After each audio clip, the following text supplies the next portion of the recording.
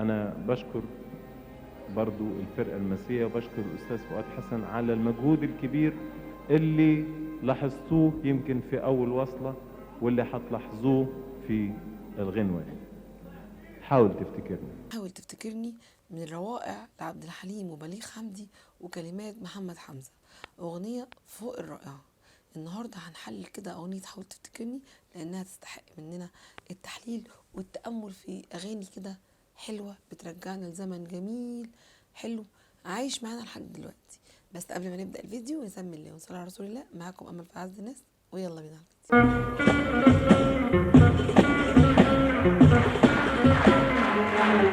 أغنية حاول تفتكرني كلمات الأستاذ الكبير محمد حمزة. الأغنية مش مجرد عتاب ولا زعل بين اتنين ولا الكلام ده. الأغنية أكبر من كده بكتير. الأغنية فيها وداع صعب شوية، وداع فيه كده زي ما تقولوا من سياق الكلمات كده في غدر وحب وألم اتجمعوا كلهم في حاول تفتكرني.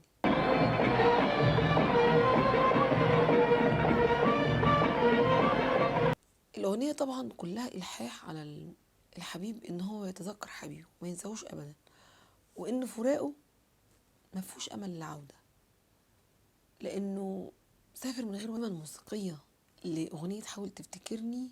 بصراحة مقدمة فظيعة وجميلة، وعبد الحليم فيها كان مبسوط كده وسعيد، وكان عبد الحليم من أدبه الكبير ومن حبه لفرقته اللي هو بيشتغل عليها بيقدمهم واحد واحد، ولو نسي حد ممكن يقطع الأغنية يقول أنا نسيت فلان.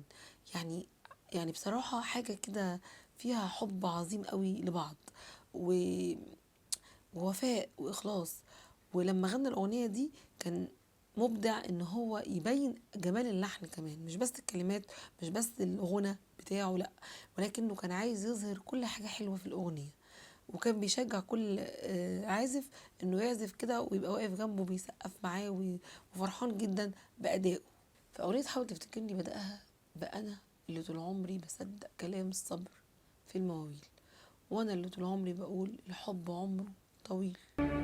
أنا اللي طول عمري بصدق كلام الصبر في المواويل.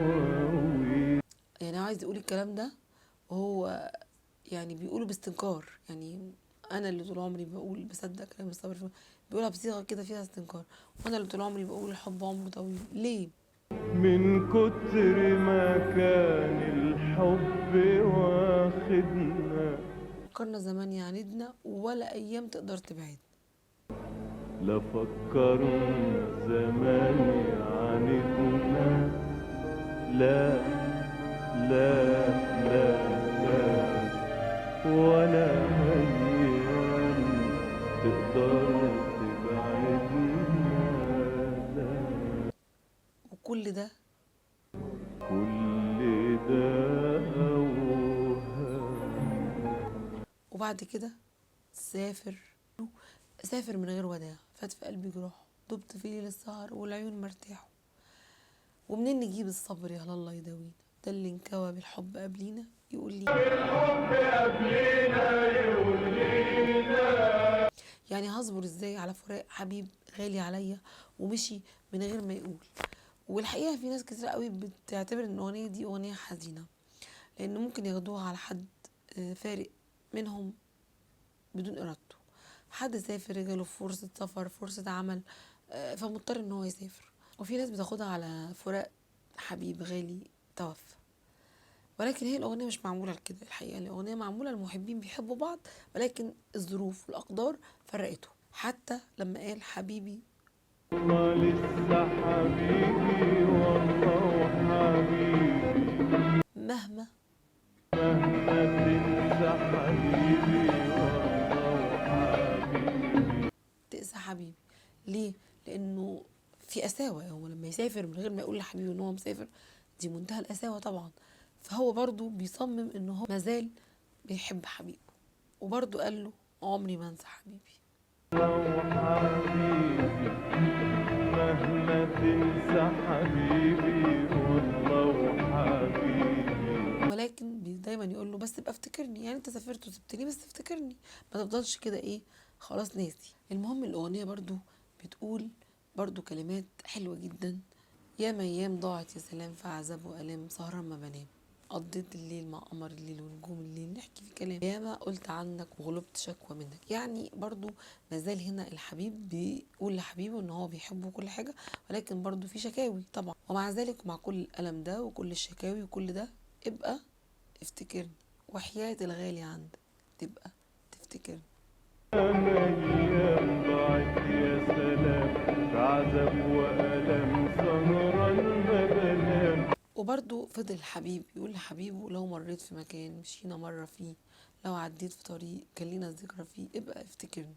كل الأغنية فيها إن الحبيب بيطلب من حبيبه التذكر. واضح إن هم كانوا عايشين قصة حب برضه حلوة، لأنه مشوا مع بعض في خروجات كتيرة وقعدوا مع بعض وفي بينهم حب كبير. قال له دي ليالي عشناها أبدا مش هنساها، على بالي والله على بالي، على بالي ليل ونهار على بالي. ورجع برضو يأنب في نفسه ويقول زي اللي بيعدد يعني، ومنين نجيب الصبر يا الله يداوينا، ده اللي انكوى بالحب قبلينا يقول لينا. وزي ما تقولوا كده الحبيب بيأنب ويلوم نفسه، يعني هو من النفس اللي ايه اللي بتأنب نفسها اللوامة، يعني بعدنا بعدنا ليه، تعبنا قول من ايه، بعدنا بعدنا ليه، تعبنا قول من ايه، قول لي قول. يعني زي ما بيقول ممكن يكون هو بقى بيديله ايه يعني اعذار، يعني هو مثلا سافر من غير وداع وزعل علشان هو ممكن يكون في اسباب بعدنا بعدنا. طيب ليه بيسأل نفسه قول لي قول، مش شك من غيرة. مش شك يا عينيا يا عينيا يا عينيا، من كلمة قالوا عليا، ولا من كلمة قالوها عليا، ولا من الغيرة يا ما عملت فيا. دي الغيرة يا ما عملت فيا. لكن برضو رجع قال برضو مهما شوقي يطول هفضل اقول حبيبي. وقال بعد كده بقى لو مريت في طريق مشينا مرة فيه او عديت في مكان كان لينا الذكرى فيه، ابقى افتكرني. لان طبعا الذكريات والحاجات الحلوة بترتبط في الاماكن، يعني لو حد راح مع حد مكان حلو بيفضل طبعا فاكره، لانه ده بيحمل ذكرى حلوة. مريت بطريق مشيت مرة فيه. وبرضه مازال في الأغنية زعلان إن هو فارق حبيبه، هو عمال يصبر في نفسه ويقول الحاجات دي كلها، لكنه برضه مازال زعلان، لأنه قاعد يقول إيه الليالي الليالي من بعدك واللي جرالي. بالليالي الليالي من بعدك واللي جرالي. سهرني الشوق دوقني الشوق طعم الحرمان في الليل. يعني برضه كون حبيبه ده سافر وسابه لوحده قلب عليه المواجع برضو. يعني انت سبتني، عمال يكلم نفسه، مرة بيعاتب في نفسه، مرة بيلوم نفسه، مرة بيزعل من حبيبه في نفس الأغنية. ياما أيام ضاعت يا سلام في عذاب وآلام، سهران ما بنام، قضيت الليل مع قمر الليل ونجوم الليل نحكي في كلام، ياما قلت عنك وغلبت شكوى منك. يا ما قلت عنك وغلبت شكوى منك، وحياة الغالي عندك ابقى افتكرني. وحياة الغالي عندك ابقى افتكرني. حاول حاول. برضو هو في اكيد مشاكل وحاجات، وهو برضو بيصبر نفسه ويقول ان هي دي ممكن تكون السبب اللي خلته يسافر من غير وداع. وبعد كده بقى بيحفز حبيبه يقول له طب ما تيجي تعالى تعالى تعالى، بيقول له تعالى خلي الشمس مع ابتسامتنا تطلع وتنور دنيتنا. بيحفزه برضو ان يجي. ليه نقول ان الفراق مكتوب علينا والحياة قدامنا؟ ليه ليه رب يعني ليه نسيب بعض واحنا مكتوب لنا ان احنا نعيش مع بعض؟ ليه نيأس؟ ليه نسلم نفسنا لليأس ونقول تعالى بقى خلي الدنيا تشوف فرحتنا، خلي الدنيا تقول حكايتنا. الشمس مع ابتسامتنا تطلع وتنور دنيتنا. وبرضه قال له يلي وانت بعيد معايا نفسي يوم تسمع نداي عشان يجي. اما بقى لو انت قلبك قاسي بقى وخلاص مش فارق معاك ونسيت زماني ونسيت مكاني، ابقى افتكرني. ده بقى لحظة يأس هنا من المحب لحبيبه، يئس منه بقى خلاص. انا عملت كل حاجة، عمال اقول لك تعالى تعالى وحفز فيك تيجي الشمس تشوفنا، كل الكلمات دي وانت ممكن مش عايز تيجي.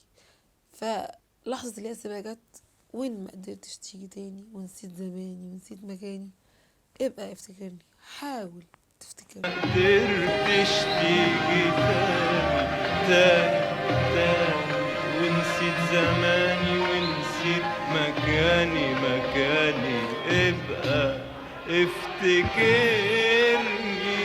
وردت برضو تاني وبيفكروا ان دي ليالي عشناها ابدا مش هنساها، على بالي دايما على بالي يا حبيبي.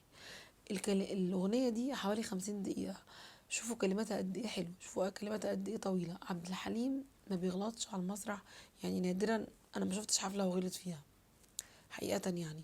فهو كان عمره حتى ما بيحط نوتة كده ويقرا منها، كان بيحفظ كلمات الاغنيه كلها، لانه بيعمل بروفات، بيفضل شهور طويله يعمل في البروفه.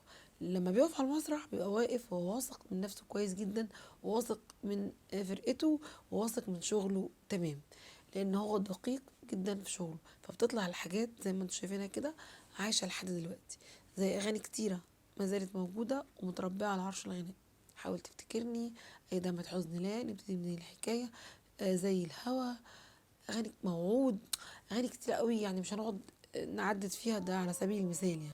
فاغنيه حاول تفتكرني اغنيه من روائع العندليب، اتمنى تسمعوا كلها بقى كويس وتركزوا فيها، واتمنى يكون الفيديو عجبكم، والى اللقاء في فيديو جديد يعجبكم ان شاء الله.